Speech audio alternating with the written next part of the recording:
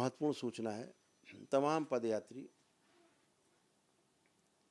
जो पद यात्रा करके आते हैं, कोई 1000 किलोमीटर से पद यात्रा करके आता है, कोई 1400 किलोमीटर से 1500 किलोमीटर से पद यात्रा करके आते हैं,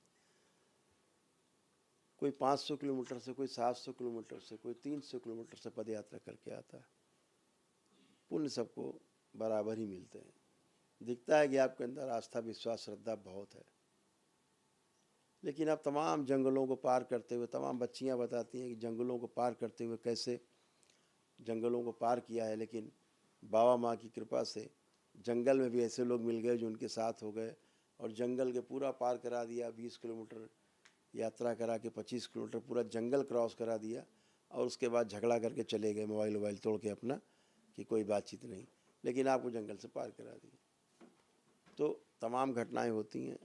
तो इन चीज़ों से आपको देखना है कि कैसे हम लोग स्वयं सुरक्षा कर पाएँ स्थूल रूप से। सूक्ष्म रूप से तो पूरा दरबार आपके साथ होता है। आप पद यात्रा शुरू करते हो और आपको दरबार से पुण्य मिलते हैं। तो इस बात को आपको ध्यान रख के चलना है कि दरबार से जुड़ करके आपको तमाम पुण्य मिलते ही मिलते हैं, प्राप्त होते हैं। तो आज हम ये चाहते हैं कि इसको निश्चित कर दें ताकि आपकी पद यात्रा में समान दूरी तय करके आपको दरबार पहुँचे, भगवान भोलेनाथ और माता की कृपा आप पर बरसे और आपको एक दिवसीय अनुष्ठान के पुण्य अथवा 9 हवन और एक एक आरोग्य हवन का पुण्य आपको मिले और आपका परिवार स्वस्थ हो। इस बात को थोड़ा डिफाइन करके चलते हैं। बहुत खुशी का विषय है, बहुत हर्ष का विषय है कि रामलला का मंदिर भी बन के तैयार है।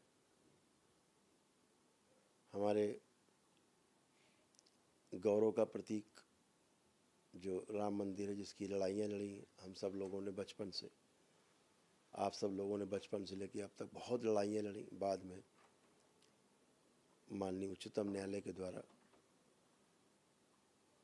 जो निर्णय दिया गया,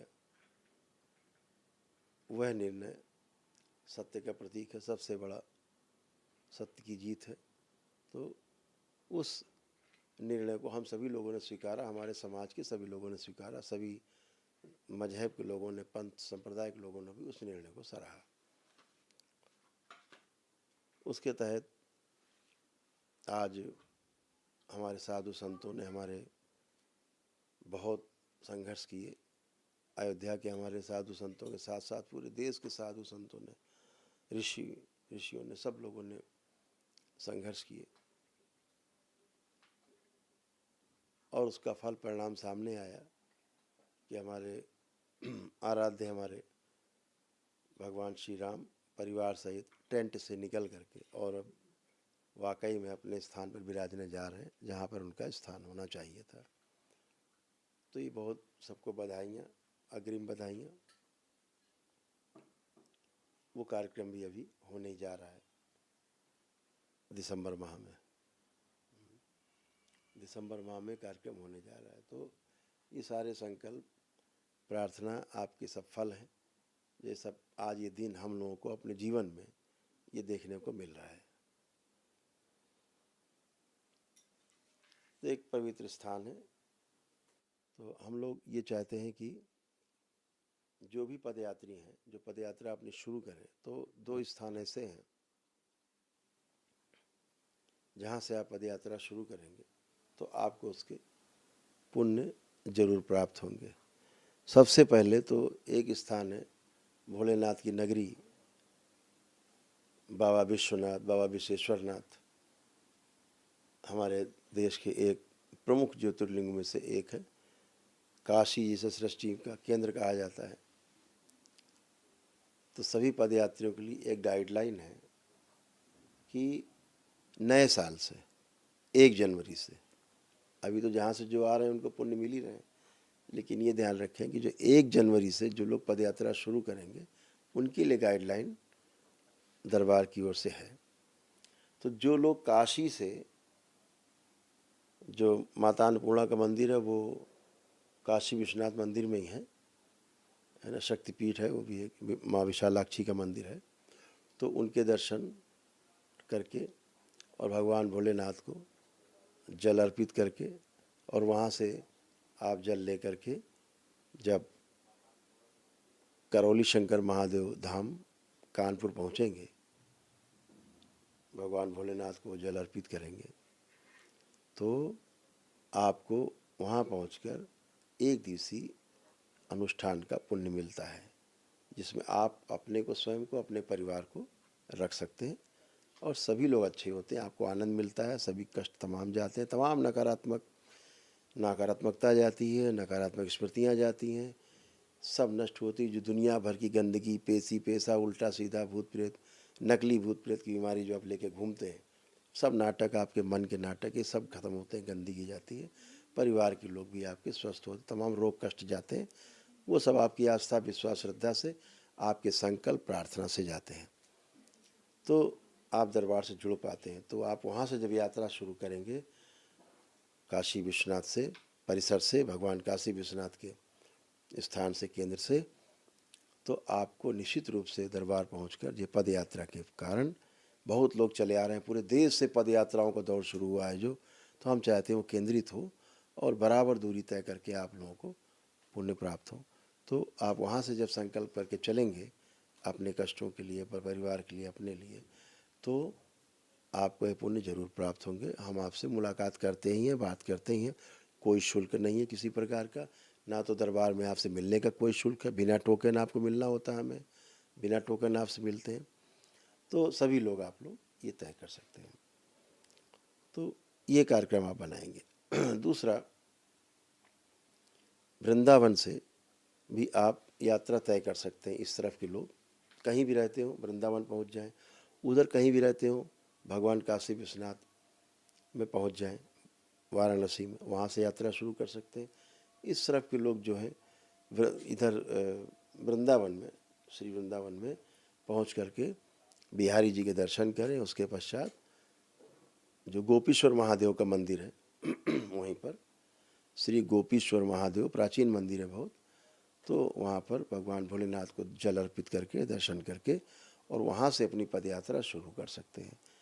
जो करौली शंकर महादेव तक की पदयात्रा है, इस बीच में कोई जंगल नहीं है, भगवान काशी विश्वनाथ से कानपुर तक और वृंदावन से, श्री वृंदावन से भी गोपेश्वर महादेव से कानपुर तक बीच में कोई जंगल आदि इस प्रकार के खतरनाक क्षेत्र नहीं जहाँ आपको किसी प्रकार की असुविधा का सामना करना पड़े।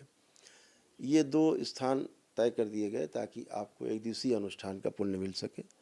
आप सक्षम नहीं है किसी प्रकार से, तो अपनी आस्था, विश्वास, श्रद्धा से भी कर सकते हैं। बहुत लोग दरबार की तमाम प्रक्रिया कर लेते हैं, उसके बाद उनके मन में होता है कि हम पद यात्रा करें, तो इन दो स्थानों से आप कर सकते हैं। बहुत लोग, कोई हरिद्वार से करके यात्रा आ रहा है तो 550-600 किलोमीटर चल के आ रहा है,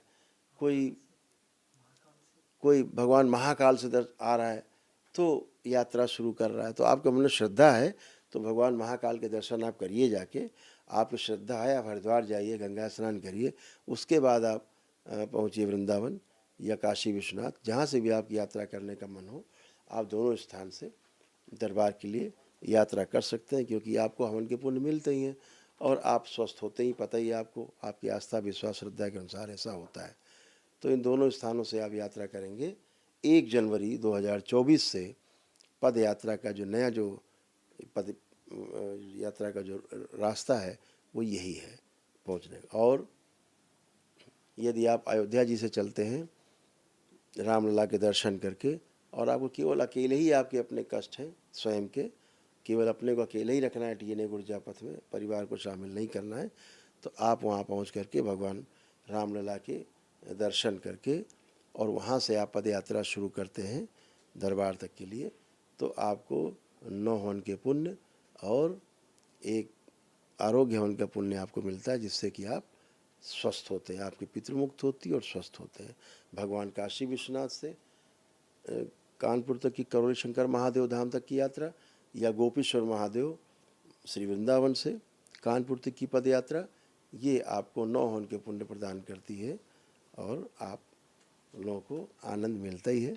तो इस रास्ते में दरबार कोशिश करेगा कि जगह जगह आपको असुविधा का सामना न करना पड़ेगा, इसलिए कई जगह सेंटर बनाएंगे रास्ते में आपको रुक रुक करके आना और आपकी सुविधा का ध्यान रखा जा सके। अभी आप और बच्चे तमाम चल के फिर के आते हैं रास्ते में, तमाम लोग आपका स्वागत करते हैं, जगह जगह लोग वीडियो भेजते हैं कि लोग स्वागत कर रहे हैं। अभी तमाम जगह से वीडियो आ रहे हैं कि रास्ते में लोग रोक रुक करके आपका स्वागत करते हैं, आपके भोजन का रहने का प्रबंध करते हैं। रास्ते में कई दिन लग जाते हैं आपको यात्रा में। तो ये 3 स्थान अभी तक जो है चिन्हित किए गए हैं।